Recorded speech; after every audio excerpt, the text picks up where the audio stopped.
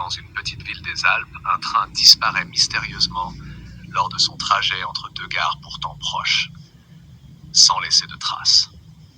Ce matin-là, le train 241B avait quitté la gare de Saint-Maurice à 7h15 avec 48 passagers à bord.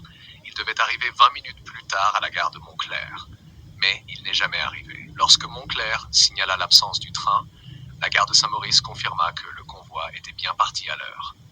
Le conducteur, un certain Jean Marais, était réputé pour sa ponctualité et son sérieux. Aucune trace. Les patrouilles fouillèrent tout le long des rails. Ni déraillement, ni accident, ni corps.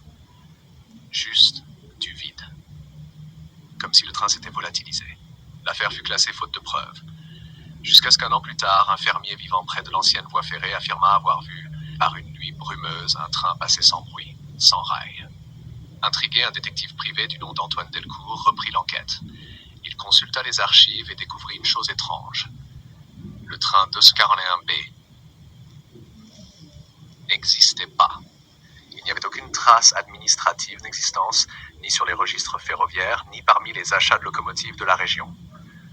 Antoine interrogea les familles des disparus. Elles avaient bien acheté des billets ce jour-là, mais lorsqu'il tenta de retrouver ses tickets, ils avaient disparu à des boîtes où ils étaient soigneusement conservés. Les survivants de la gare se souvenaient pourtant avoir vu le train partir. Certains parlaient même d'ombres étranges à bord, comme si des passagers n'étaient pas vraiment vivants. Quelques mois plus tard, Antoine Delcourt disparut à son tour, après avoir confié à un ami. « J'ai trouvé où va ce train, mais je n'ai pas envie d'y aller. » On ne le revit jamais. Aujourd'hui encore, les nuits de brouillard épais, certains jurent entendre le sifflet lointain d'un train, un train qui n'existe pas.